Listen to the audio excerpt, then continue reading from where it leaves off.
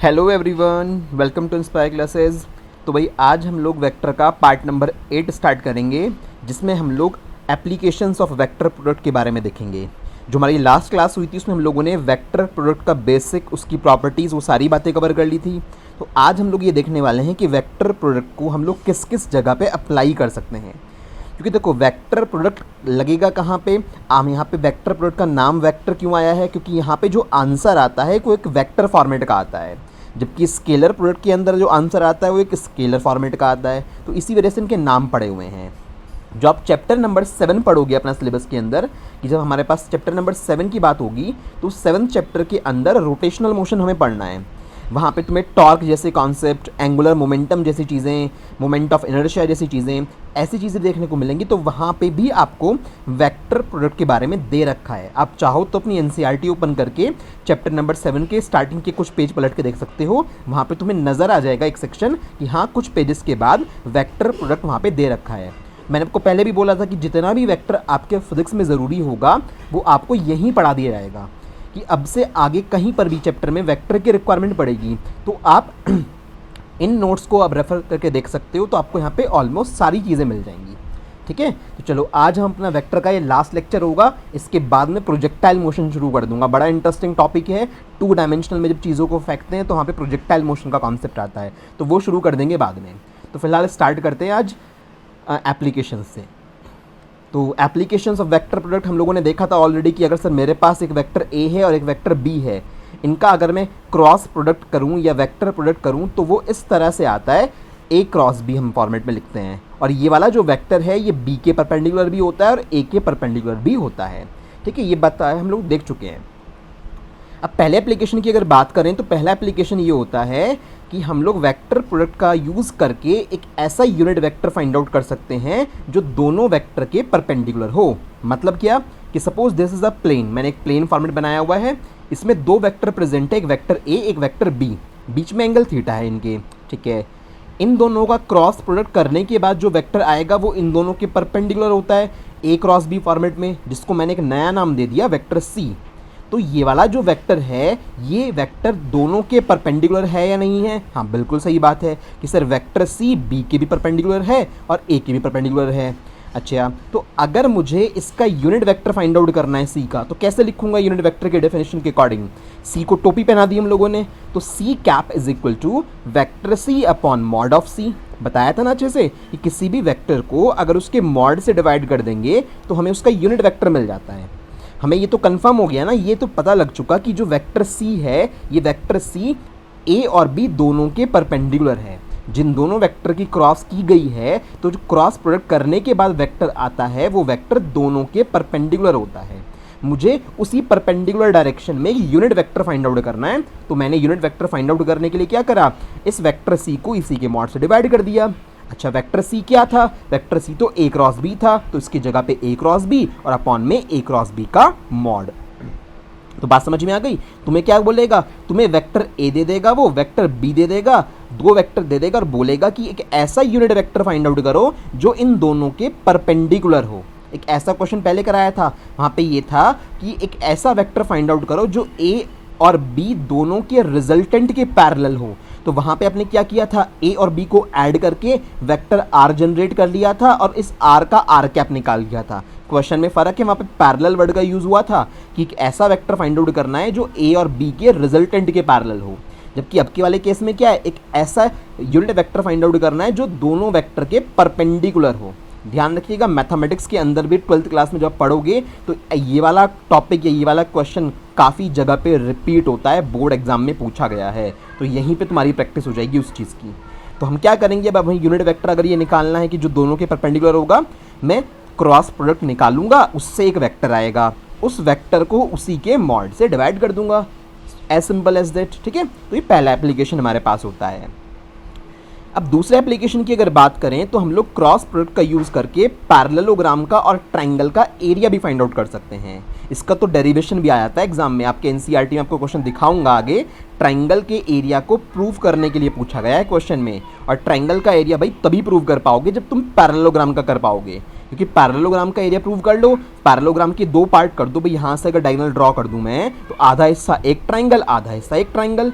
तो अगर पैरेललोग्राम का एरिया ये आया है तो इसका आधा करने पे ट्रायंगल का आ जाएगा। तो ट्रायंगल का एरिया प्रूव करने के लिए तुम्हें पैरेललोग्राम का एरिया ही प्रूव करना पड़ेगा। ठीक है, अच्छा अब देखो, एक वेक्टर मेरे पास ये है वेक्टर ए, एक वेक्टर मेरे पास ये है वेक्टर बी। ठीक है, दोनों के बीच में थीटा एंगल है। मैंने इन दोनों वेक्टर से सराउंडेड एक पैरेललोग्राम पूरा किया। हम काफ़ी बार कर चुके हैं, जब हम पैरेललोग्राम लॉ बनाया करते थे तब भी ये कहानी तुमने बहुत बार की है। बस वहाँ पे क्या करते थे, डायगोनल ऐसे बना के रिजल्टेंट निकाला करते थे। यहाँ वो सब नहीं करना है हमें। अच्छा, इस पैरेललोग्राम की हाइट क्या होगी सर? दोनों पैरेलल लाइन को एक परपेंडिकुलर से मिला दीजिए। आपने एच नाम से ही एक हाइट ड्रॉ कर ली। ओके, अब मैथमेटिक्स क्या कहती है कि बेस ऑफ द पैरेललोग्राम यहाँ पे क्या है, ए के इक्वल है। तो बेस ऑफ द पैरेललोग्राम ए के इक्वल है, height of the parallelogram H के इक्वल है। और इस ट्रायंगल के अंदर अगर तुम साइन थीटा लगाओगे, ट्रिग्नोमेट्री लगाओगे, तो sine theta will be equal to H upon B. तो वहाँ से एच की वैल्यू कितनी आ जाएगी, बी साइन थीटा। इतना मैथमेटिक्स तो बहुत बच्चों वाला है, बिल्कुल आसानी से निकाल सकते हो कि सर इस ट्रायंगल के अंदर हम लोगों ने ट्रिग्नोमेट्री अप्लाई करी तो ये एच की वैल्यू कितनी आई, बी साइन थीटा आ गई। ठीक है, तो एच मेरे पास हाइट भी आ गई। मैंने मैथमेटिक्स वाला फॉर्मूला अप्लाई किया, area of parallelogram is equal to base into height. Base value कितनी है, ए के इक्वल है, बहुत अच्छी बात है। हाइट कितनी है सर, बी साइन थीटा है। ओके, अब ये जो ए बी साइन थीटा आया है ये और कुछ नहीं है, ये ए क्रॉस बी है ना। यानी कि अगर क्रॉस प्रोडक्ट हम लोग करते हैं उसके मॉड्यूलस के इक्वल है ये। इतनी बात समझ में आई है। ये कैसे आया होगा, थोड़ी बात सोचिए ज़रा ध्यान से। यहाँ पे हम लोगों ने लिखा A cross B, A cross B is equals to mod of A mod of B sine theta N cap. ये होता है आपके पास क्रॉस प्रोडक्ट का फॉर्मूला। ठीक है, क्रॉस प्रोडक्ट के फॉर्मूले के बाद हमारे पास आया A B sine theta N cap. अगर आप दोनों साइड का मॉड्यूलस ले लेते हो, यहाँ पे आपने इस साइड का भी मॉड ले लिया, आपने इस साइड का भी मॉड ले लिया, तो सोचो ज़रा क्या होगा भाई। इसका मॉड से कोई फ़र्क नहीं पड़ेगा, ये ए ही रहेगा। इसके मॉड से कोई फ़र्क नहीं पड़ेगा, ये बी ही रहेगा। साइन थीटा ही रहेगा। बट जब एन कैप के मॉड की बात आएगी तो यूनिट वेक्टर है, उसका मॉड कितना हो जाएगा, 1 हो जाएगा। यानी तो इसका मतलब ये हुआ कि अगर सिर्फ ए बी साइन थीटा लिखा हुआ है तो वो ए क्रॉस बी नहीं है, ए क्रॉस बी का मॉड्यूलस है। क्योंकि अगर ए क्रॉस बी होता तो एन कैप भी आना चाहिए था यूनिट वेक्टर, वो कि यहाँ पे नहीं आया। तो ए बी साइन थीटा अगर मेरे पास है तो वो ए क्रॉस बी नहीं है, ए क्रॉस बी का मॉड्यूलस है। इतनी बात क्लियर हो गई। ठीक है, तो फाइनली रिजल्ट ये निकला कि अगर पैरेललोग्राम की दो एडजेसेंट साइड मेरे को दे रखी हूँ, जिसका एक का वेक्टर मेरे को ए वेक्टर दे रखा है पोजीशन वेक्टर, दूसरे का वेक्टर बी दे रखा है, तो अगर ए क्रॉस बी निकाल के उसका मॉड्यूलस निकाल लूँगा तो मुझे पैरेललोग्राम का एरिया मिल जाएगा। तो क्रॉस प्रोडक्ट से मिलता है ना एरिया। तो ये बात आई थिंक अच्छे से तुम्हें डेरिवेशन फॉर्मेट में क्लियर हो गई है। अब अगर मैं इस एरिया को आधा कर दूँ तो ट्रायंगल बन जाएगा, बहुत सिंपल है। तो अब अगर मेरे पास ये पैरेललोग्राम है और मैं ऐसे पार्टीशन ड्रॉ कर दूं, एक डायगोनल ड्रॉ कर दूं, तो ये एक ट्रायंगल है, ये दूसरा ट्रायंगल है, दोनों इक्वल एरिया के तो होते हैं। आप लोगों ने ज्योमेट्री में 10th क्लास में बहुत सारी थ्योरम पढ़ी है इसके बारे में। तो वो half into A cross B. तो अगर दो एडजेसेंट साइड दे रखी हैं मुझे किसी ट्रायंगल की, जैसे मैं इस ट्रायंगल की बात कर रहा हूँ, I am talking about this triangle. ठीक है, इस ट्रायंगल की मैं बात कर रहा हूँ, तो इस ट्रायंगल की कोई भी दो एडजेसेंट साइड मुझे अगर दे रखी होंगी, ध्यान रखिएगा। वैसे ट्रायंगल का एरिया रियलिटी में क्या होता है, half into base into height होता है। अब बेस इंटू हाइट का कॉन्सेप्ट अप्लाई करके तुम निकाल चुके हो ना ए क्रॉस बी ऑलरेडी, है ना, तो क्यों टेंशन लेते हो। तो यहाँ पे तो half into A cross B का मॉड्यूलस, तो डायरेक्टली ये बात आ जाएगी जहाँ पे what was A and B, sir A और बी ट्रायंगल की दो एडजेसेंट साइड्स थी। ठीक है, इनमें से कोई भी हाइट नहीं है, ना तो ए हाइट है ना बी हाइट है, ये दोनों एडजेसेंट साइड्स हैं ट्रायंगल की। और ये फॉर्मेट में ऑलरेडी इस तरह से बना के सिखा चुका हूँ। तो अगर ट्रायंगल का एरिया प्रूव करने को आता है तो हमें ऐसा डायग्राम बनाना पड़ेगा और ये पहले पैरेललोग्राम का एरिया निकाल के after that we can write this one. ठीक है, आई थिंक प्रॉब्लम क्रिएट नहीं होनी चाहिए। अभी तक कंटेंट जो पढ़ा रहा हूँ वो बहुत ईजी सा है। चलिए थोड़ी सी बात आगे करते हैं। कभी कभार क्या होता है कि यहाँ पे जैसे पैरेललोग्राम की दो एडजेसेंट साइड दे रखी थी तो एरिया निकालना बड़ा आसान था कि पैरेललोग्राम की अगर एडजेसेंट साइड्स पता है तो एरिया निकाल लिया, डायरेक्टली उन दोनों साइड्स का क्रॉस प्रोडक्ट करके मॉड्यूलस निकाल लिया। ठीक है, क्या हो अगर आपके पास पैरेललोग्राम में डायगोनल्स दे रखे हों। अब की बार ए और बी नहीं देगा, वो तुम्हें क्या दे दिए, उसने पैरेललोग्राम के दो डायगोनल दे दिए। एक डायगोनल का नाम मैंने सी रखा, एक का नाम डी रखा। तो अगर फिजिक्स में तो देखो ये सिचुएशन तुम्हें कम देखने को मिलेगी, सिंपल बताऊँ ये वाली सिचुएशन ये 12th क्लास की मैथमेटिक्स के वेक्टर में ही आएगी। फिजिक्स में तो शायद नहीं आएगी, फिजिक्स में तो बाकी का जो पीछे वाला पोर्शन अभी पढ़ा है ना वो काम आएगा। फिर भी जब सारा कुछ पढ़ा ही रहा हूँ तो एक सिंगल टॉपिक एक्स्ट्रा पढ़ने में क्या आ जा रहा है, बहुत मुश्किल तो ये है नहीं। तो अगर डायगोनल मुझे दे रखे हैं पैरेललोग्राम के, तो उस सिचुएशन में पैरेललोग्राम का ही एरिया अगर निकालना है तो half into C cross D हो जाएगा। और फिर से ट्रायंगल का निकालना होगा तो इसका भी आधा करना पड़ेगा, ऑब्वियस सी बात है भाई। पैरेललोग्राम का एरिया निकाल लो, उसका आधा होते ही ट्रायंगल बन जाएगा। तो आपको फिलहाल अच्छे से ध्यान रखना है कि अगर एडजेसेंट साइड दे रखी है तो है सिर्फ वो ए क्रॉस बी का मॉड, फिर तुम्हें कुछ आधा आधा नहीं करना, तो पैरेललोग्राम का एरिया डायरेक्ट निकल जाएगा। बट अगर आपको डायगोनल दे रखे हैं तो ऐसे निकलेगा। अभी आया कैसे, थोड़ा सा सोचने वाली बात है, इसको हल्का सा साइड में बता देता हूँ, क्योंकि ना आपको फॉर्मूले रटने से ज़्यादा बेटर है अंडरस्टैंडिंग हो जाए तो ज़्यादा सही है, कि नहीं तो भाई याद करना है, ऑब्वियस सी बात है वो तो, उससे बढ़िया है कि समझ में भी आ जाए कि आया कहाँ से होगा। अब जरा ध्यान से देखो, दो वेक्टर नज़र आ रहे हैं ए और बी, सी वाला वेक्टर बीचों बीच है और ये पैरेललोग्राम लॉ से रिजल्टेंट कहलाता है वेक्टर सी, और इसको क्या बोलता हूँ, इस वेक्टर सी को मैं बोलता हूँ ए प्लस बी। तो मैं क्या करने वाला हूँ, मैं सी क्रॉस डी उठा के चलूँगा। सी क्रॉस डी में मैंने सी को रिप्लेस कर दिया vector A plus vector B से। ये एडिशन वेक्टर तो रिप्रेजेंट कर रहा है, आप लोगों ने पूरा पैरेललोग्राम लॉ पढ़ लिया था, आप लोग बताया था ना, डायगोनल से जो रिप्रेजेंट होता है वेक्टर वो उन दोनों का एडिशन होता है। तो ए प्लस बी हमारे पास ये हो गया, तो सी की जगह ए प्लस बी लिख लिया। क्रॉस प्रोडक्ट लगी हुई है, क्रॉस प्रोडक्ट लगा लो। अब डी के बारे में क्या कहना है आपका, इस ट्रायंगल को ज़रा ध्यान से देखिए, इस ट्रायंगल को अगर ध्यान से देखेंगे तो डी वाले वेक्टर का एरो किसकी तरफ जा रहा है सर, ए की तरफ जा रहा है।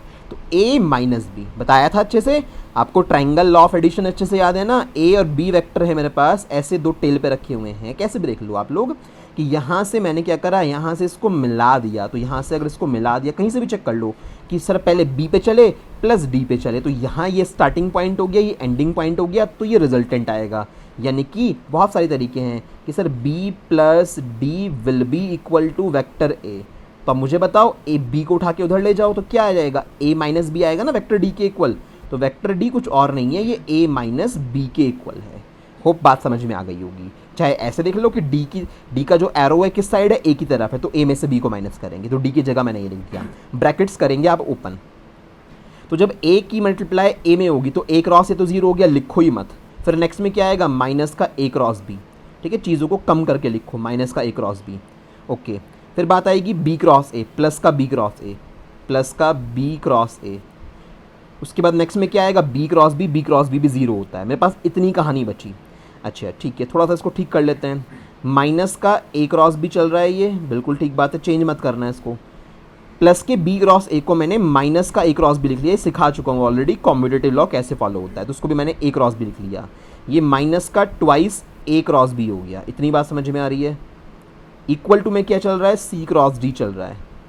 अब अगर दोनों साइड का मॉड्यूलस ले लो तुम, इस साइड का मॉड लोगे तो सी क्रॉस डी का मॉड आ जाएगा, इस साइड पे मॉड लोगे -1 का मॉड तो गायब हो जाएगा ना भाई, मॉड्यूलस में से तो कोई नेगेटिव वैल्यू नहीं आती ना, तो -1 का मॉड उड़ गया, गायब हो गया। 2 एज इट इज़ बचा, 2 को मॉड से बाहर निकालो, मतलब -2 का मॉड लिया मैंने और वो 2 आ गया, सिंपल की बात। क्या बचा, ए क्रॉस बी बचा, ठीक है। तो अब ए क्रॉस बी की जगह क्या आ गया, 2 को उठा के नीचे ले जाओ, half into C cross D. Now what was A cross B, sir A cross B was the area of the parallelogram. वो किसके इक्वल है, half into C cross D के इक्वल है। तो बात समझ में आई, फॉर्मूला कहाँ से आया। तो ये बेसिक बैकग्राउंड चीज़ें हैं जो थोड़ी बहुत पता हो तो दैट बेटर है, नहीं तो भाई फॉर्मूला याद करना ही है, ठीक है। अब आते हैं फाइनली क्वेश्चंस के ऊपर। Find a unit vector perpendicular to both A and B. ये दो वेक्टर दे रखे हैं, इन दोनों के परपेंडिकुलर एक ऐसा यूनिट वेक्टर निकालना है हमें। तो हमें अच्छे से पता है कि कैसे निकालेंगे, ए क्रॉस बी को उसी के मॉड से डिवाइड करना पड़ेगा। कि अगर ये दो वेक्टर ए और बी ऐसे हैं कि सर ए ऐसे है और बी वाला वेक्टर मेरे पास ऐसे है, थीटा एंगल पे हैं, तो इनका जो परपेंडिकुलर आता है वो इस डायरेक्शन में आता है, इसको क्या बोलते हो, ए क्रॉस बी बोलते हो। तो हमें क्या करना पड़ेगा इसका यूनिट वेक्टर बनाने के लिए, ए क्रॉस बी को उसी के मॉड से डिवाइड करना पड़ेगा। तो पहले ए क्रॉस बी निकाल तो लो, तो सबसे पहले काम होगा आपका ए क्रॉस बी फाइंड आउट करना। तो ठीक है भाई, ए क्रॉस बी फाइंड आउट करते हैं। आपको कल भी पहले भी सिखाया था ये कैसे करते हैं, आई कैप जे कैप के कैप, ठीक है, इसको रिजर्व कर दिया। सबसे पहले वेक्टर ए है तो ए के कॉफिशिएंट्स, आई कैप के नीचे आई कैप आएगा, जे के नीचे जे आएगा, जो नहीं है वहाँ पे 0 आएगा। तो 2 4 0, क्योंकि के तो यहाँ पे है ही नहीं, तो 2 4 और 0। अच्छा, बी के लिए क्या आएगा, 1 1 और 0, 1 1 और 0। एक्सपैंड कर लो उसको फर्स्ट रो के अलॉन्ग, एक्सपेंड अलॉन्ग रो 1, रो 1 के अलॉन्ग एक्सपैंड करेंगे, सबसे पहले कौन आएगा सर, आई कैप आएगा। तो सबसे पहले बाहर आया आई कैप। आई कैप अगर आया तो ये गायब, ये 4 चीज़ें बची। इसकी मल्टीप्लाई से करोगे, इसकी मल्टीप्लाई से करोगे, ज़ीरो हो गया सब कुछ, ज़ीरो। फिर आएगा माइनस का जे कैप, ठीक है भाई, माइनस का जे कैप यहाँ पे है ना, माइनस का लिए आता है तो जे कैप आया, तो ये गायब, ये गायब, ये गायब, ये गायब, ये दोनों बच्चे, ये दोनों बच्चे। फिर से 2 की मल्टीप्लाई 0 से 0 हो गया, 0 की मल्टीप्लाई 1 से 0 हो गया, ये कहानी भी खत्म हो गई, पूरा 0 आ गया। प्लस के कैप पे आ गए, ये वाली ये ऐड, मतलब इन दोनों को छुपा लो ऐसे, ठीक है, एक प्लस ड्रॉ कर लिया, ये सब छुप गए, ये 4 चीज़ें बची। 2 1 जा 2, माइनस एक लगाऊंगा, 4 1 जा 4, तो 2 - 4 आया। तो ओवरऑल सॉल्व करके इस चीज़ को क्या आया, माइनस का 2 के कैप आया ए क्रॉस बी निकालने के बाद। तो ए क्रॉस बी सर आया माइनस का 2 के कैप, तो ये तो कहानी और भी आसान हो गई। Therefore unit vector perpendicular to A and B, दोनों के परपेंडिकुलर जो यूनिट वेक्टर होगा वो कैसे निकालूंगा, मान लो उसको सी कैप मान रहे हो, तो कैसे आएगा वो, ए क्रॉस बी अपॉन में इसी वेक्टर का मॉड्यूलस। तो ए क्रॉस बी वाला वेक्टर क्या आया है, माइनस का 2 के कैप आया है, ठीक है, अपॉन में इसी का मॉड्यूलस। इसका मॉड क्या आएगा, अगर यहाँ पे निकाल के देख लो, ए क्रॉस बी का मॉड्यूलस क्या आएगा, square root of I cap के कॉफिशिएंट का स्क्वायर, जे कैप के कॉफिशिएंट का स्क्वायर, के कैप के कॉफिशिएंट का स्क्वायर। तो आई और जे तो यहाँ पे है ही नहीं, तो के कैप के कॉफिशिएंट का स्क्वायर, तो -2 का स्क्वायर सिर्फ क्या बचेगा, 2 आ जाएगा बाहर। समझ में आ रही है ना बात। तो -2 का स्क्वायर करोगे तो यहाँ से हमारे पास -2 का स्क्वायर कितना होता है, 4 होता है, -2 का स्क्वायर 4 होता है, 4 का स्क्वायर रूट कितना होता है, 2। मॉडुलस कभी भी नेगेटिव नहीं आ सकता, तो गलती से भी मत लिख देना कि बच्चे डायरेक्ट लिख देते हैं कि सर अच्छा मॉड निकालना है -2 कहाँ से आ गया, मॉडुलस तो कभी भी नेगेटिव नहीं आता, तो ये 2 लिखा गया नीचे, 2 से ये 2 कट गया, तो ओवरऑल ये हुआ कि जो वो यूनिट वेक्टर आया वो कितना आया, माइनस के कैप। ठीक है, यहाँ पे छोटा सा आंसर आया, ज़रूरी नहीं है, हो सकता है आंसर बड़ा सा आता, आई कैप जे कैप यहाँ पे 0 हो गए, इस वजह से कम चीज़ें बची। बट मेन है कि आपको मेथड आना चाहिए था कि हमने किस तरह से कैलकुलेट करा है। तो कोई भी यूनिट वेक्टर तुमसे पूछे कि 2 वेक्टर हैं, उनके परपेंडिकुलर एक यूनिट वेक्टर निकालो, तो निकाल लोगे ना। ठीक है, चलिए अगले क्वेश्चन की तरफ चलते हैं। If vector A and B represents side of a parallelogram, then find its area। तो यहाँ पे 2 वेक्टर दे रखे हैं जो पैरेललोग्राम की साइड्स हैं, हमें उसका एरिया निकालना है, इन चारों में से कोई ऑप्शन करेक्ट होगा। अब इसके 2 मेथड हैं, उसके सबसे पहले मेथड नंबर 1 की बात करते हैं। आपने अच्छे से पढ़ रखा है, area of parallelogram is equal to A cross B का मॉड्यूलस। तो पहले ए क्रॉस बी तो निकाल लो, मॉड तो तभी निकाल लोगे। तो सबसे पहला टास्क मेरा यहाँ पे हो गया कि मुझे सर ए क्रॉस बी निकालना पड़ेगा। तो हमने क्रॉस प्रोडक्ट पढ़ चुके हैं आराम से, तो हम निकाल पाएंगे अब। तो आई कैप, जे कैप और के कैप। हाँ जी, वेक्टर ए के लिए 2 3 और 1, तो 2 3 और 1। बी वाले के लिए 2 6 2। ठीक है, कॉफिशिएंट बिल्कुल सही लिखिएगा। एक्सपैंड कर लीजिए इस चीज़ को। आई कैप बाहर आया। अब देखो छोटे वाली जो डिटरमिनेंट पहले लिखा करते थे वो डिटरमिनेंट लिखते ही नहीं है, ज़रूरत ही नहीं पड़ती है हमें उसकी। प्रैक्टिस होने के बाद क्वेश्चन आसान हो जाते हैं। तो आई कैप पे बैठे, ये गायब, ये गायब, ये चारों लोग बचे। तो 3 2 जा 6 -6। ठीक है, तो 6 -6। ओके, माइनस का जे कैप, सेकेंड एलिमेंट का माइनस मत भूल जाना गलती से भी। ये और ये गायब हो गए। तो 2 2 जा 4 माइनस 2 1 जा 2, तो 4 -2 बचा। प्लस का के कैप यहाँ पे आए, तो ये और ये गायब। ठीक है, जोन सी चीज़ गायब होनी इसको मन में गायब कर दिया करो। ये 4 चीज़ें बची। 6 2 जा 12 माइनस 3 2 जा 6, 12 -6। ठीक है भाई, फर्स्ट वाला पार्ट तो ये तो 0 हो गया, भूल जाओ इसे। 4 में से 2 जाएंगे 2, तो माइनस का 2 जे कैप। ठीक है भाई, प्लस का 12 में से 6 जाएंगे 6 के कैप। तो मेरे पास ये आया क्या, ए क्रॉस बी आया है, आंसर नहीं आया है, सिर्फ क्या आया है, ए क्रॉस बी निकल के आया है। तो अब एरिया ऑफ पैरेललोग्राम आराम से निकाल लोगे। देयरफॉर एरिया ऑफ पैरेललोग्राम, तो एरिया ऑफ पैरेललोग्राम होता क्या है, एरिया ऑफ पैरेललोग्राम उस ए क्रॉस बी वाले वेक्टर का मॉड्यूलस होता है, अगर ए और बी आपके उस पैरेललोग्राम की एडजेसेंट साइड्स हैं तो यहाँ पे कैसे निकालूंगा उस मॉड्यूलस को, आई कैप के कॉफिशिएंट का स्क्वायर, जे कैप के कॉफिशिएंट का स्क्वायर, के कैप के कॉफिशिएंट का स्क्वायर। आई तो है ही नहीं, तो -2 का स्क्वायर प्लस 6 का स्क्वायर। तो क्या लिखोगे, -2 का स्क्वायर प्लस 6 का स्क्वायर। ठीक है भाई, -2 का स्क्वायर कितना होता है, -2 का स्क्वायर 4 होता है। 6 का स्क्वायर कितना होता है, 36 होता है। कितना हो गया, 40 हो गया। 40 मतलब कितना होता है, 2√10 होता है। तो 2√10 स्क्वायर यूनिट्स, 2√10 स्क्वायर यूनिट्स। ठीक है, ये तो सबसे सिंपल तरीका है, बहुत बेसिक वाला, सबसे आसान भी मैं इसी को मानता हूँ कि अगर पैरेललोग्राम का एरिया निकालना है तुम इससे सबसे आसानी से निकाल सकते हो। तो 2√10 यूनिट आ गया, यानी आंसर हमारा फर्स्ट वाला करेक्ट हो गया, 2√10 स्क्वायर यूनिट्स। अच्छा, अब अगर मैं आपको क्रॉस प्रोडक्ट नहीं पढ़ाता तब भी क्या इस एरिया को निकाला जा सकता था? भाई क्रॉस प्रोडक्ट में हमें ये तो पता लग गया कि ए क्रॉस बी का मॉड एरिया ऑफ पैरेललोग्राम देता है, इसके बिना तो काम चलेगा ही नहीं, तो मैंडेटरी कंडीशन है। अब बात ये आती है कि सर बाई चांस हमें ए क्रॉस बी निकालना नहीं आता, हमें नहीं पता ए क्रॉस बी कैसे निकालते हैं, तो क्या और दूसरा ऑप्शन था हमारे पास? तो आंसर है yes, that's called method number 2।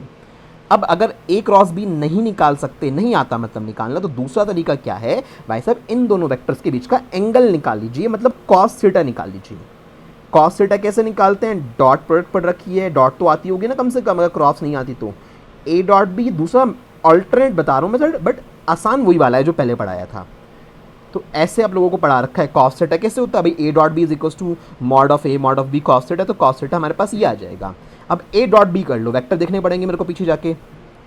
A dot B तो 2 2 जा 4 है ना, फिर 3 6 जा 18, तो लिखते हैं 2 2 जा 4 3 6 जा 18।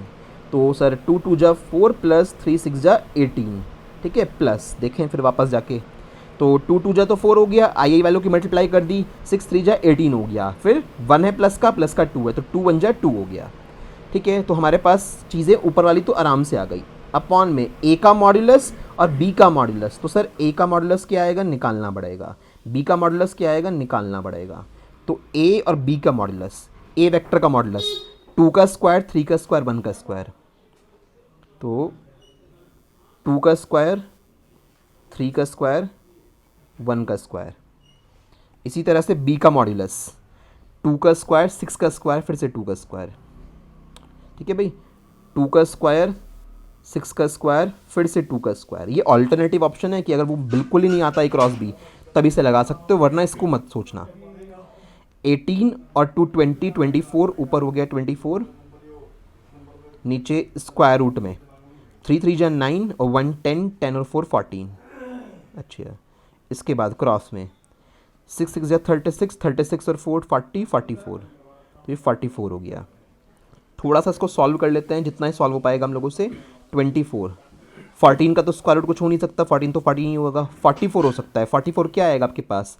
44 होता है 4 इंटू 11, तो 4 का स्क्वायर रूट 2 आ गया, तो ये 2√11 पे कन्वर्ट हो सकता है। तो हमने क्या कर दिया? 2√11 कर लिया। तो यहाँ से 2 से कट किया, इसको 12 टाइम्स कट हो गया, तो हमारे पास आया 12 अपॉन स्क्वायर रूट के अंदर क्या आएगा? स्क्वायर रूट के अंदर 14 और 11 की मल्टीप्लाई कर लो, तो 14 और 11 कितना होता है? 154, ठीक है। तो हमारे पास 154 वाली बात ये बन गई। भाई देखो ना, इसके पार्ट्स क्या आएंगे? 2 इंटू 7 आएगा, यहाँ पे 11 आएगा, तो कुछ भी हमारे पास फैक्टर बाहर आ ही नहीं सकता, तो हमारे पास इतनी वैल्यू आई, कॉस थीटा निकाल लिया। अब मैं क्या करूँगा, जैसे मेरे पास कॉस थीटा आया, इस कॉस थीटा से मैं साइन थीटा निकाल लूँगा। Sine theta is equal to कैसे निकालोगे? Square root of 1 minus cos square theta. Trigonometry पढ़ रखी है ना, sine square theta plus cos square theta 1 होता है, तो यहाँ से साइन थीटा निकाल लो। ये कैसे निकाले? 1 माइनस कॉस थीटा जो आया इसका स्क्वायर करो, ये होता है 144 अपॉन 154 का स्क्वायर, तो ये हो जाएगा इतना ही। अच्छा, 154 में से 144 जाएंगे, कितना बचेगा? 10 अपॉन 154, तो 10 अपॉन 154 बचेगा स्क्वायर रूट के अंदर। थोड़ा सॉल्व कर लो उस चीज़ को। तो इसको अगर हम चाहें तो 2 से कट कर लेंगे, 2 से 5 टाइम्स कट हो जाएगा, और 2 से 2 7 जा 14 बचा 1, और 2 7 जा 14, तो हमारे पास स्क्वायर रूट ऑफ 5/77 हो जाएगा। ठीक है, साइन थीटा निकाल लिया। अब जैसे ही साइन थीटा तुम्हारे पास आ गया, अब तुम्हारे पास क्या ऑप्शन बचा साइन थीटा आने के बाद? नाउ ए क्रॉस बी अब निकाल सकते हो फॉर्मूले से। ये बड़ा मेथड है, मैंने आपको बताया था कि इसको प्रेफर कम करना, ये वह तब है जब क्रॉस किसी को आती ही नहीं। ए बी साइन थीटा है ना, इसका अगर मॉड्यूलस निकालना है तो क्या आएगा? सिर्फ A B sine theta, N cap तो गायब हो जाएगा। अब ए का मॉड कितना है? सर ए का मॉड हमने निकाला था, ये रहा, √14 आया था, तो √14 है, ठीक है। बी का मॉड कितना आया था? √44 आया था, √44 है। और साइन थीटा कितना निकाला है? ये आया है √5/77। अब इसको सॉल्व कर लेना, वही आंसर आएगा 2√10 वाली बात, ठीक है। तो यहाँ से आपको ये दूसरा ऑल्टरनेटिव ऑप्शन था कि अगर बाई चांस नहीं आता तुम्हें निकालना क्रॉस, तो तुम ऐसे पहले कॉस थीटा निकाल लो, कॉस को साइन में कन्वर्ट कर लो, सिंपल क्रॉस प्रोडक्ट का फॉर्मूला लगा दो कि ए क्रॉस बी क्या होता है? A B sine theta N cap, तो उसका मॉड लगा दोगे तो एन कैप गायब हो जाएगा, इतना बचेगा। और यही मेरा पैरेललोग्राम का एरिया था, ठीक। चलो now find the area of the triangle form by these two vectors, जो उसकी एडजेसेंट साइड्स हैं। ये तो बड़ा आसान है।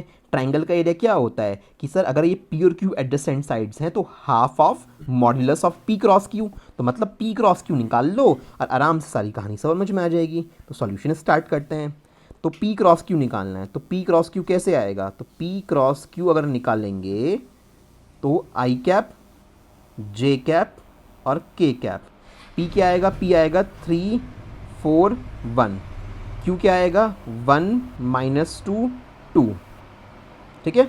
अच्छा, पी क्रॉस क्यू को सॉल्व करो, एक्सपेंड कर लो, वही फर्स्ट रो के अलॉन्ग आई कैप ये और ये गायब, 4 2 जा 8 8 माइनस 2 1 जा 2, माइनस का 2 आएगा तो +2 हो गया, माइनस जे कैप ये और ये गायब, 3 2 जा 6 6 माइनस, देखो ये और ये गायब है ना, तो 3 2 जा 6 माइनस 1 1 जा 1 1, प्लस का के कैप, हाँ जी के कैप, ये और ये गायब, ये 4 लोग बचे, 3 2 जा 6, देखते हैं ना कहाँ कहाँ पे पॉइंट चलते हैं, बहुत आसान है, सब पहले पढ़ा दिया है। तो 3 2 जा 6, ठीक है, -6 आया, एक माइनस मैं लगाऊंगा, 4 1 जा 4 -4, ठीक है। चलो 8 और 2 10 10 आई कैप, बिल्कुल ठीक, 6 में से 1 जाएंगे 5 5 जे कैप माइनस 10 के कैप, तो ये मेरे पास आया पी क्रॉस क्यू वेक्टर आ गया, ठीक है भाई। तो अब इसका मॉड्यूलस भी निकाल लो यहीं की यहीं, देयरफॉर पी क्रॉस क्यू का मॉड निकालना है, तो मॉड निकाल लो। इसका मॉडुलस जब निकालोगे स्क्वायर रूट ऑफ 10 का स्क्वायर प्लस -5 का स्क्वायर कर लो, +5 का कर लो, कोई फ़र्क ही नहीं पड़ेगा उस बात से। तो 10 का स्क्वायर, तो 10 का स्क्वायर 100 100 200 200 और 5 का स्क्वायर 25, 225 हो गया। कितना आया इसकी वैल्यू, 15 आ जाएगी, नहीं आ जाएगी, ठीक है। तो फाइनली हम लोग क्या लिखेंगे, एरिया ऑफ ट्राइंगल कितना होगा यहाँ पे, half of mod of P cross Q, ठीक है। तो half of mod of P cross Q कितना आया, 15 आया है, इसका आधा कर दो, कितनी वैल्यू आएगी, 7.5 स्क्वायर यूनिट्स। क्या बात समझ में आ रही है। इस तरह से क्वेश्चंस बड़े आराम से तुम्हारे सॉल्व हो जाएंगे, आंसर भी मैच कर लो, कॉन्सेप्ट पता होगा, सॉलिड फाउंडेशन है तो सब कुछ सॉल्व कर सकते हैं। एक छोटा सा डेरिवेशन देख लेते हैं। ये मतलब प्रूव करना है ए क्रॉस बी के मॉड का स्क्वायर इज इक्वल टू 10 1, किसी भी साइड को उठा लो, दोनों साइड से हो जाएगा, इससे कोई बड़ी बात नहीं है। तो किसे कैसे सॉल्व करेंगे, सपोज लेफ्ट हैंड साइड पे कब करता हूँ, तो ए क्रॉस बी के मॉड का स्क्वायर है। ए क्रॉस बी का मॉड क्या होता है, ए बी साइन थीटा होता है, एन कैप थोड़ी ना आएगा, ए बी साइन थीटा का स्क्वायर। ए क्रॉस बी का मॉड मैंने ये खोल दिया, स्क्वायर स्क्वायर है, ठीक है भाई, A square B square, sine square theta को क्या लिख दिया, 1 माइनस कॉस स्क्वायर थीटा। बात से समझ में आती है भाई, साइन स्क्वायर थीटा होगा उसको लिख दिया 1 माइनस कॉस स्क्वायर थीटा, ठीक है, इज इक्वल टू मल्टीप्लाई कर लो अंदर, A square B square minus A square B square cos square theta, ठीक है भाई। अब इसके अकॉर्डिंग मुझे एडवर्टाइज रखना है, तो ए स्क्वायर बी स्क्वायर एडवर्टाइज रखो माइनस, ये क्या हो जाएगा, इसको थोड़ी शक्ल चेंज कर दो, mod of A mod of B cos theta, और स्क्वायर को उठा के बाहर डाल दो, ऐसे कोई फर्क थोड़ी ना पड़ेगा भाई, स्क्वायर तीनों पे तो माना जाएगा भी। और ये ए का मॉड बी का मॉड कॉस थीटा होता क्या है, ए डॉट बी होता है, तो ये हो गया vector A dot vector B, है ना, और बाहर ब्रैकेट में इसका स्क्वायर। तो यही तो तुम्हें प्रूव करना था, देख लो, तो ये वाली साइड और ये वाली साइड मैच कर गई ना, तो बड़ा आसान सा मैथमेटिकल प्रूफ था, बड़ा इजी सा हो गया, ठीक है। चलो, तो यहाँ पे समझ में आया, ये साइन स्क्वायर थीटा अच्छे से तुम्हें याद होना चाहिए कि sine square theta plus cos square theta is equal to 1 हुआ करता था। तो अगर साइन स्क्वायर थीटा की रिक्वायरमेंट पड़ रही है मुझे आज, तो साइन स्क्वायर थीटा कितना हो जाएगा, 1 माइनस कॉस स्क्वायर थीटा। तो ये सिंपल ट्रिग्नोमेट्री यूज़ हुई है, ट्रिग्नोमेट्री तो मैथमेटिक्स के साथ हमेशा कनेक्टेड ही होती है। चलिए next one, now there are 3 vectors and उसने क्या पूछा है मुझसे कि find out vector A dot B cross C. तो ठीक है, कोई दिक्कत नहीं है, ये तो बड़ा आसान है कि vector A dot B cross C निकालना है। तो क्या करोगे, पहले बड़े वाला ब्रैकेट सॉल्व करना पड़ेगा ना, बी क्रॉस सी सॉल्व कर लो, बी क्रॉस सी से एक वेक्टर आएगा आंसर, उस वेक्टर की डॉट कर देना ए के साथ, तो कोई दिक्कत वाली बात नहीं है। मैंने यहाँ मेथड 1 लिखा हुआ है, यानी इसका कोई दूसरा तरीका भी होगा, वो देखेंगे बाद में। तो बहुत सिंपल, जो एकदम माइंड में आएगा, बी क्रॉस सी निकाल लेते हैं, बी क्रॉस सी का वेक्टर बना लेते हैं, ईजी सा बन जाएगा, कोई इशू नहीं होगा। तो आई कैप जे कैप और के कैप, ठीक है। अब बी के लिए देखना, बी आपके पास ये है, सी आपके पास ये है, तो आई कैप के नीचे आई कैप का कॉफिशिएंट, तो 1 2 और 0। सी के केस में आई कैप तो है ही नहीं, जे और के है, तो 0 आएगा उसकी जगह, तो 0 1 -1 0 1 -1। ठीक भाई, एक्सपैंड कर लो इस चीज़ को फर्स्ट रो के अलॉन्ग। तो एक्सपैंड कर लेते हैं, आई कैप को रखा बाहर, ये और ये गायब, ये और ये गायब। इसकी मल्टीप्लाई इसमें करी, माइनस का 2 आया।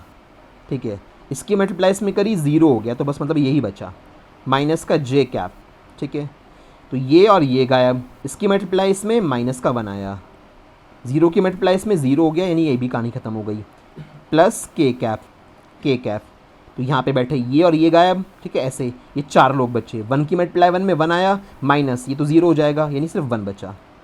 तो वेक्टर कौन सा आया? वेक्टर आया माइनस का 2i कैप प्लस का जे कैप प्लस का के कैप। ये मेरे पास आ गया मेरा b क्रॉस c के नाम से जो वेक्टर था वो वेक्टर।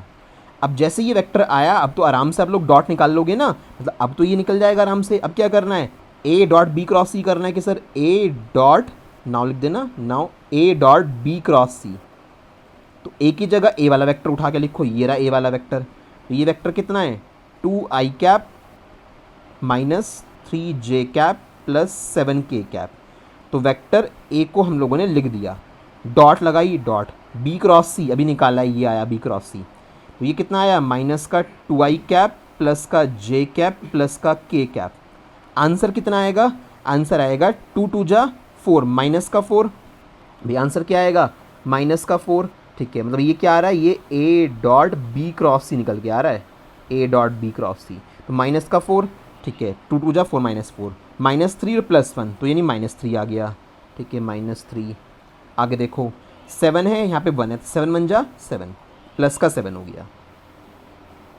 तो यानी 4 और 3 7 कितना आ गया? ओवरऑल 0 आंसर आ गया। कोई बात नहीं, यहाँ पे बाय डिफ़ॉल्ट 0 आया, हर बार 0 आया ऐसा ज़रूरी नहीं है।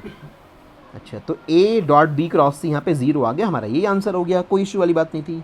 बट यही कहानी एक और तरीके से समझी जा सकती थी। वो कैसे? ज़रा उस सिचुएशन को तुम थोड़ा समझो। ये एक आपने पैरेललोग्राम पढ़ा हुआ है। पैरेललोग्राम 2 डायमेंशनल वर्जन होता है, 2D वर्जन है। अगर उसको खींच के, उसी तिरछे वाली फिगर को खींच के मैं 3D में बना दूं, तो उस पैरेललोग्राम को पैरेललोपाइप्ड बोलते हैं। मतलब कि अगर 2D की बात करूं तो 2D में बोलते हैं आप लोग पैरेललोग्राम। पैरेललोग्राम वर्ड तिरछी वाली साइड्स मतलब है, तो वो है 2 डायमेंशनल फिगर।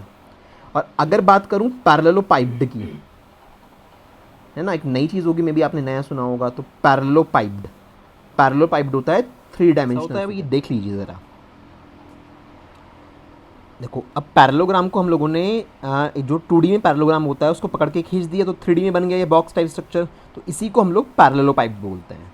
ठीक है, अच्छा, अब इस पैरेललोपाइप्ड की अगर मैं बात करूँ, यहाँ पे ध्यान से ज़रा देखना कि ये जो इसका बेस है, जहाँ पे ये वेक्टर b और c से मिलके बना हुआ है, तो b और c से मिलके बना हुआ है। अगर इसको मैं पूरा करूँगा तो ये नीचे एक पैरेललोग्राम तुम्हें नज़र आ रहा होगा। भाई ये सारा का सारा क्या है? ये एक पैरेललोग्राम है ना। तो अगर मुझे इसका वॉल्यूम निकालना है पैरेललोपाइप्ड का, ये सपोज इस वॉल्यूम को कैलकुलेट करते हैं, इसको आगे कनेक्ट करूँगा मैं आपको जो भी पढ़ाया है उस चीज़ से। तो अगर हम लोगों को पैरेललोपाइप्ड का वॉल्यूम निकालना है, तो किसी का भी वॉल्यूम निकालना है 3 डायमेंशनल फिगर का, तो क्या करोगे? एरिया की हाइट से मल्टीप्लाई कर दोगे, एरिया इंटू हाइट। अब ये कैसे आया? क्यूबॉइड का वॉल्यूम क्या पड़ा है? LBH पड़ा है, L इंटू बी एरिया ही तो होता है वहाँ पे, तो एरिया इंटू हाइट, तो वही बात हो गई। तो एरिया इंटू हाइट। अब याद करो, जो नीचे पैरेललोग्राम बना हुआ है, इस पैरेललोग्राम का एरिया कैसे निकालोगे? ये B और C वेक्टर से बना हुआ है, तो हमें अच्छे से पता है कि पैरेललोग्राम का अगर एरिया निकालना है, जो नीचे इसका बेस होगा वो B क्रॉस C के मॉड से आएगा। हमें अच्छे से बात क्लियर हो गई। ठीक है, बात आती है हाइट की। सर हाइट तो ये रही यहाँ पे h, इस हाइट को मैं कैसे कैलकुलेट करूँगा? अब देखो, हाइट h को कैलकुलेट करने के लिए यहाँ पे क्या कर सकते हैं हम लोग? यहाँ पे ये जो ट्राइंगल नज़र आ रहा है तुम लोगों को, ये जो ट्राइंगल है, ये यहाँ पे अल्फा एंगल बना हुआ है। अल्फा एंगल क्यों बना हुआ है? देखो ध्यान से, a क्रॉस b अगर करते तो a क्रॉस b का परपेंडिकुलर वेक्टर ऐसे आता, यस और नो? ये वेक्टर क्या आता? मतलब a क्रॉस b, यहाँ पे क्या है? b क्रॉस c है, तो b क्रॉस c। तो b क्रॉस c जो किया है उसका परपेंडिकुलर वेक्टर कैसे आएगा, यानी उसका यूनिट वेक्टर कैसे आएगा? इस डायरेक्शन में आएगा। और वो जो है वेक्टर a के साथ कितना एंगल बनाएगा? सपोज उसने अल्फा एंगल बना रखा है a के साथ, तो देखो b क्रॉस c का a के साथ बनने वाला एंगल कितना है? अल्फा है।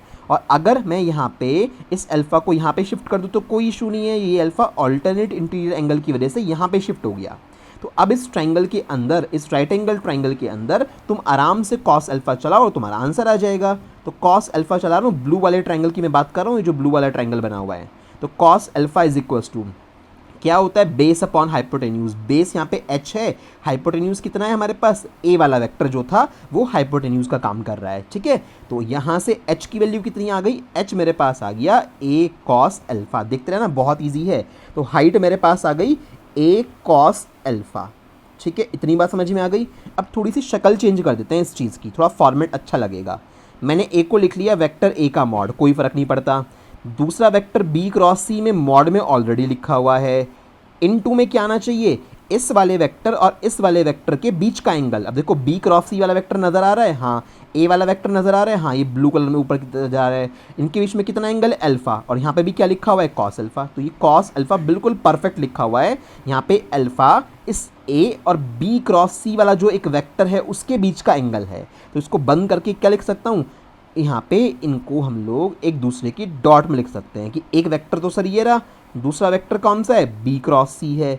इन दोनों वेक्टर की क्या हो जाएगी, डॉट प्रोडक्ट हो जाएगी। क्या मैंने आपको अभी जो क्वेश्चन करवाया उसमें आपको यही तो कैलकुलेट करना था, और ये कैलकुलेट आपने इस तरीके से करा तो पाया कि ये जो चीज़ होती है a dot b cross c, ये तो पैरेललोपाइड का वॉल्यूम होता है। और ये आपसे प्रूव करवाया हुआ है एनसीईआरटी में चैप्टर नंबर 7 के अंदर।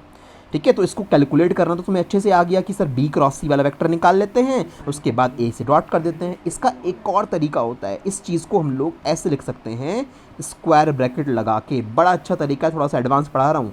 वेक्टर a, वेक्टर b और vector c, this thing is called scalar triple product. अभी अपने ड्यूअल प्रोडक्ट पढ़ी है ना, दो दो वेक्टर की डॉट और क्रॉस पढ़ी है। ये डॉट और क्रॉस 3 डायमेंशन में भी होती है, इसको बोलते हैं scalar triple product. Scalar triple product. ठीक है, और कैसे कैलकुलेट करते हैं, बड़ा आसान है कैलकुलेट करना, देखना ध्यान से। भाई तुम्हें वॉल्यूम ऑफ पैरेललोपाइड अगर प्रूव करने को बोलते तो डायग्राम तुम्हारे सामने अच्छे से बना हुआ है। डायग्राम बहुत फोकस के साथ देखना क्या बना हुआ था डायग्राम के अंदर, और उससे मैंने ये प्रूव भी कर दिया। इस चीज़ को ऐसे लिख सकते हैं। अच्छा, कैसे कैलकुलेट करूँगा उस बात को देखो कि सर हमें समझ में आ गया कि वॉल्यूम ऑफ पैरेललोपाइड जो होता है, कि वॉल्यूम ऑफ पैरेललोपाइड होता है vector a dot b cross c। ठीक है, जहाँ पे ये इसकी तीनों एडजेसेंट साइड्स वाले वेक्टर थे, ऑब्वियस सी बात है। इसको लिखने का तरीका क्या होता है, vector a, vector b, vector c, ऐसे आपने स्क्वायर ब्रैकेट में लिख दिया। कैलकुलेट कैसे करेंगे, बहुत आसान है, डिटर्मिनेंट से करेंगे। पहले वाले में क्या आएगा, वेक्टर a के कॉफिशिएंट, मतलब जो भी होंगे a1 है ना, ऐसे लिख सकता हूँ मैं ax, ay, az। दूसरे वाले में b के कॉफिशिएंट bx, by, bz। तीसरे वाले में c के कॉफिशिएंट cx, cy, cz। ठीक है, और आंसर क्या आएगा, आंसर एक स्केलर आएगा, तभी तो स्केलर ट्रिपल प्रोडक्ट बोला है। अब यहाँ पे मतलब हुआ क्या, बिल्कुल सेम वही डिटर्मिनेंट है, बस यहाँ पे आई कैप, जे कैप और के कैप की कहानी खत्म हो गई। तो फर्स्ट वाले में फर्स्ट के कॉफिशिएंट, दूसरे वाले में दूसरे के कॉफिशिएंट, तीसरे वाले में तीसरे के कॉफिशिएंट।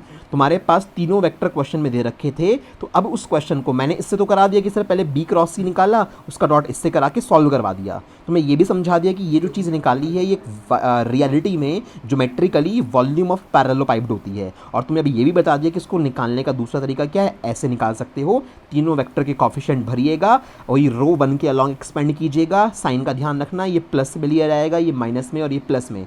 सॉल्व करके देखिएगा खुद, और तुम्हारे पास बिल्कुल वही आंसर आना चाहिए जो पहले आया था। ये काम ज़रूर कर लेना, ठीक है। तो ऐसी भी चीज़ हमारे पास वर्क करती है, यू मस्ट नो दैट। देख लो, अब एनसीईआरटी के क्वेश्चन तुम्हें लाइव प्रूफ दिखा देता हूँ कि हाँ वाकई में पढ़ने हैं। तो 7th चैप्टर में 4th क्वेश्चन होगा, ये एक्सरसाइज के अंदर दे रखे हैं।